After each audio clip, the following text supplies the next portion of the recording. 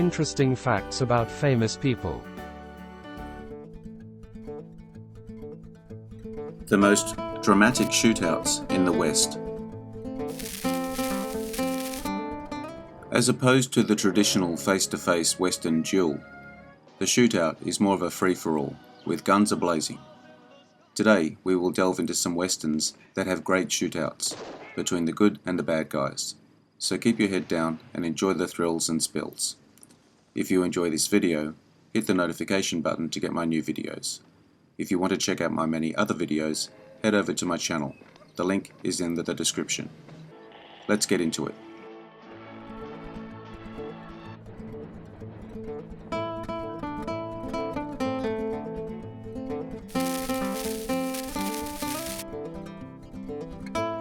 High Noon, 1952. Gary Cooper's Marshal, Will Kane, spends the majority of High Noon desperately trying to avoid his showdown with the outlaw Frank Miller, who seeks revenge for being incarcerated. In the movie's thrilling finale, Kane finally steps up to the plate and teams up with his reluctant pacifist wife, Amy, to drive Miller and his gang from the town. The shootout is full of twists and turns, from Kane getting shot off his horse to Amy choosing her husband's life over her religious beliefs and joining in the gunfight.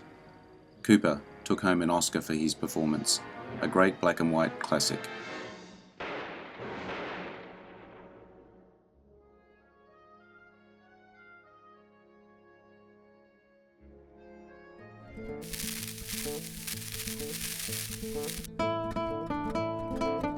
Django, 1966.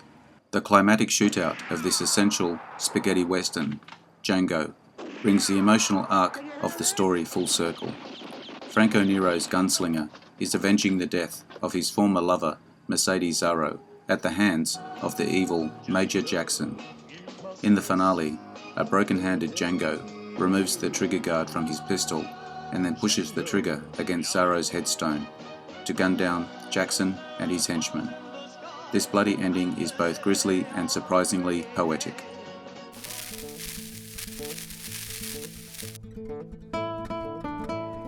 Butch Cassidy and the Sundance Kid, 1969. Butch and Sundance aren't the badass sheriffs taking down outlaws. They are the outlaws. They don't stand strong in the face of adversity. They flee instantly.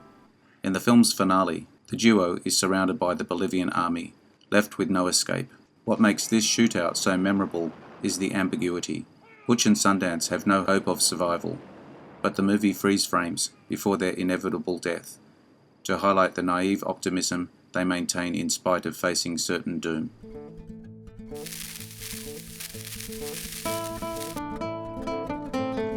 Rio Bravo, 1959.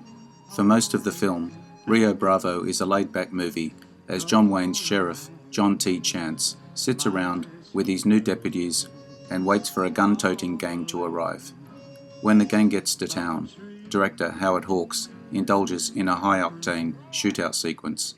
Chance and his two sidekicks are outnumbered by the bad guy and his men. However, they get the upper hand by blowing up some dynamite.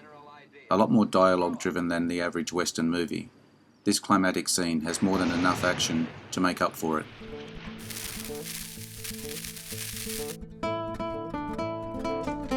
Unforgiven, 1992. A bleak deconstruction of the genre's tropes and a bittersweet swan song for the genre itself. The late-night shootout in which William Money guns down Little Bill and his deputies in a saloon masterfully subverts the expectations of a Western movie's final shootout. A glorious moment of heroism, a grim bloody moment. The townspeople don't celebrate this brutal act of vigilante justice. They're terrified. Big Whiskey doesn't become a more lawful town because its citizens are inspired to become better people. Instead, it's because Will has threatened to return if they don't.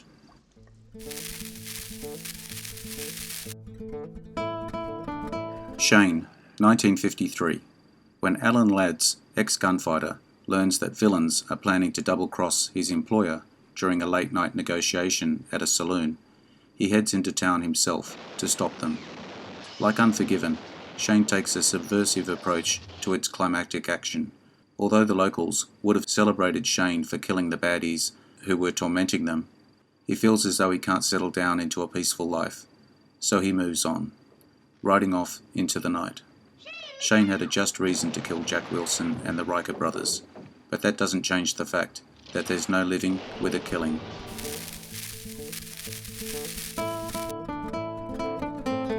The Wild Bunch, 1969. When Sam Peckinpah shoots an action scene, he goes all in.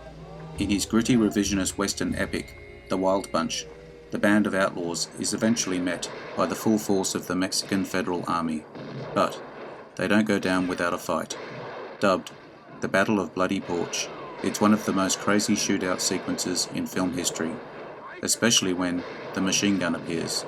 Creating this hectic 5-minute sequence took 12 days of shooting. The Good, the Bad and the Ugly, 1966.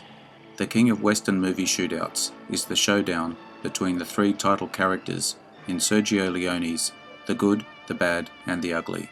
Beautifully scored by Ennio Morricone's track, The Trio, which complements Leone's camera work to build suspense. As great as Morricone's music is, the real star of this sequence is the editing. The cuts between the three men get faster and faster, and the framing of their faces and their pistols get tighter and tighter before they finally draw and fire to break the tension.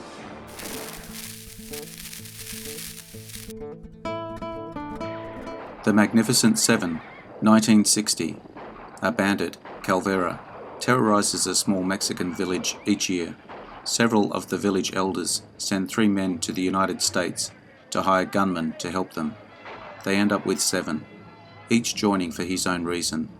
They must prepare the town to defend against an army of 30 bandits, who will arrive soon wanting food. For a place like this, why? A man like you.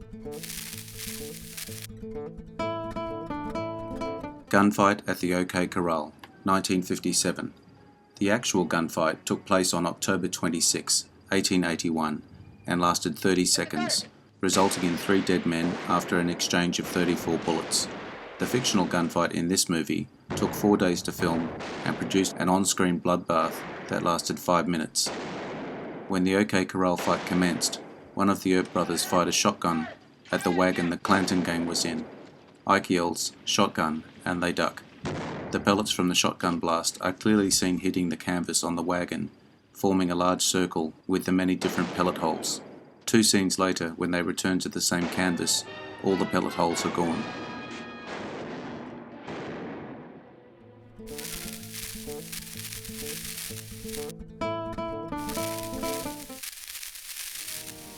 Hello to any new viewers on my channel.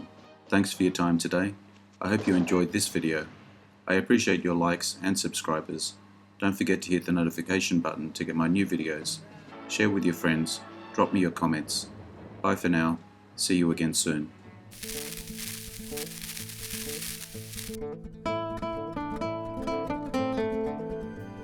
Interesting facts about famous people.